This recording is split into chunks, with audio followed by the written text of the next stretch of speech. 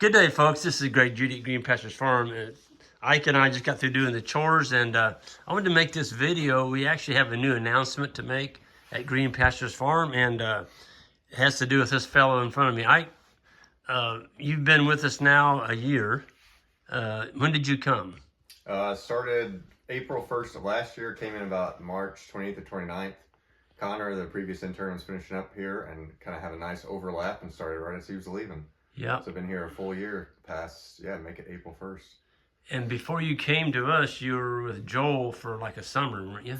Yeah, in summer of, geez Louise, I don't even know what the years after COVID, 2022, 21 I get, 21 it probably would have been, yeah. Yeah. I was there for a stewardship at Polyface Farms from May, I believe we started, May until about end of September. Okay. So I got 5 or 6 months with him and was able to, actually that's where I met you and Jan for the first time at the Stockman Grass Farmer conference there. I was able to touch base and express my interest in coming to apply for the internship here. And one thing led to another. It's been awesome so far. Yeah.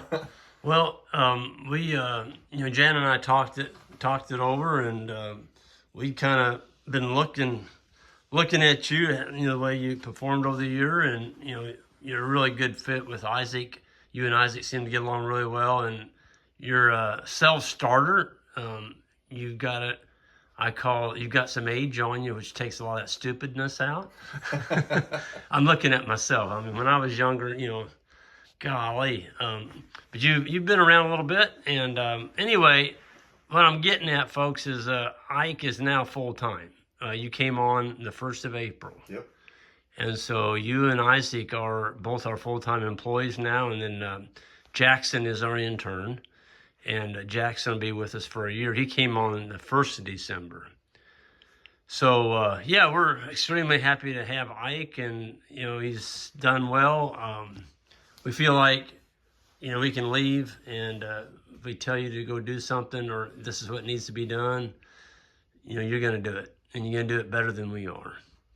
And that you can't put a price on. I guess it was you and David and Isaac last summer. Yeah.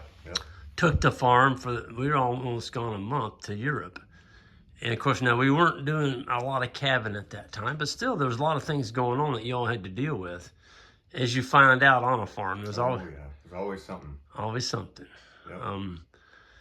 We're at April, what is today, the 7th? 7th, I believe. Yeah, so we're just now starting calving season, and that's all hands on deck. We want to make sure that we kind of keep a good check on the cows, and we got a bunch of first calf heifers out there, and you've already been through that once, and so you kind of know what we're looking at, and Jackson hasn't been through it, so it's good to see that he's going to have two experienced guys with him to kind of help, teach him the ropes, so to speak. Yeah, it's going to be definitely going through calving season, that experience, and especially the way your guys' internship set up to get the full year of each season has been tremendous, and just, giving you all that exposure on how the cattle graze, how you feed them, especially the overwintering with hay. You get to just see that adjustment that needs to be made from spring to summer to fall. Well, and the grass growth too. It's just all that combined is what really makes that 1 year, full year process, just completes everything in terms of, what you're going to learn and working with the cow. But calving is a huge part of it. Yeah. Well, Ike, if you had to give a couple pointers to young folks that are actually thinking about doing internships and wanting to get into this regenerative agricultural movement, what would be just a couple tips that you would think that would be helpful for young folks starting out? First thing I'd say is definitely do your research on who you're going to intern under.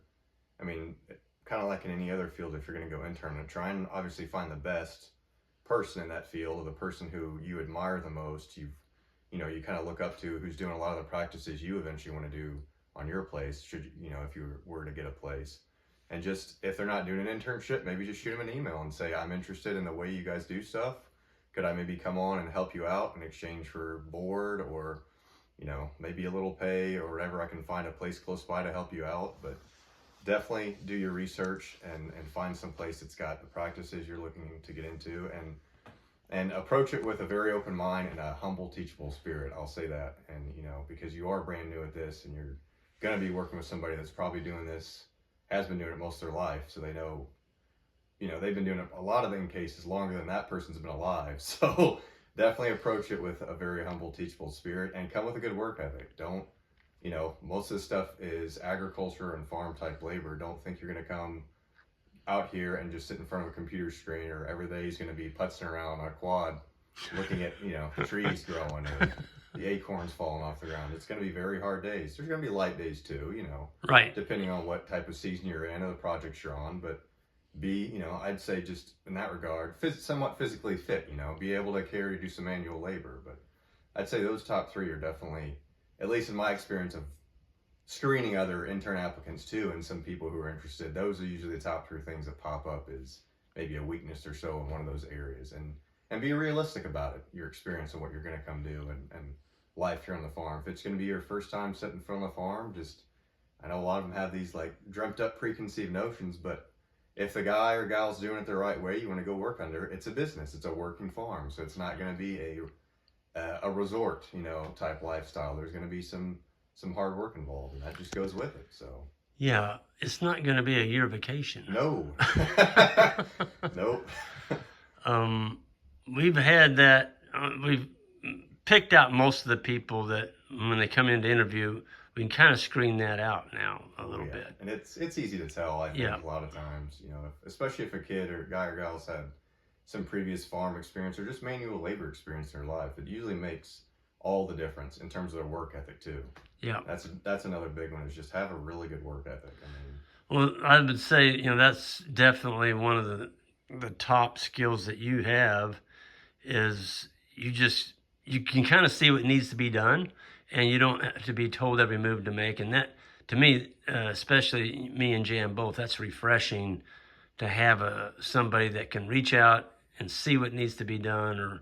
And this morning, you're always coming up with ideas. We were discussing a deal here across the road a while ago. I mean, you're always thinking about things. And folks, I can't say enough about that. These young people that come onto the farm, don't discourage their ideas. Listen to them. And I mean, you and Isaac have come up with a lot of good ones. And I've gotten any more like, if we're going to come up with that idea, I think we're going to try it, unless it just is absolutely crazy. Yep. We come up with some crazy ones too. Well, I know, but we've done some crazy ones, and they turned out to be not so crazy. Yeah. So I would rather, if you tell me we're going to start raising giraffes out here, I'm going to probably say, Mike, we don't have the fencing to keep in giraffes. But seriously, though, I love the way that you all come each day to the farm, and I don't have to tell you what to do much. I mean, I give you a list of kind of what I'm thinking, but then I also ask Isaac, because Isaac is the farm manager. I said, Isaac, what do you got on your agenda? And because I don't want to be somebody that's just telling you what to do.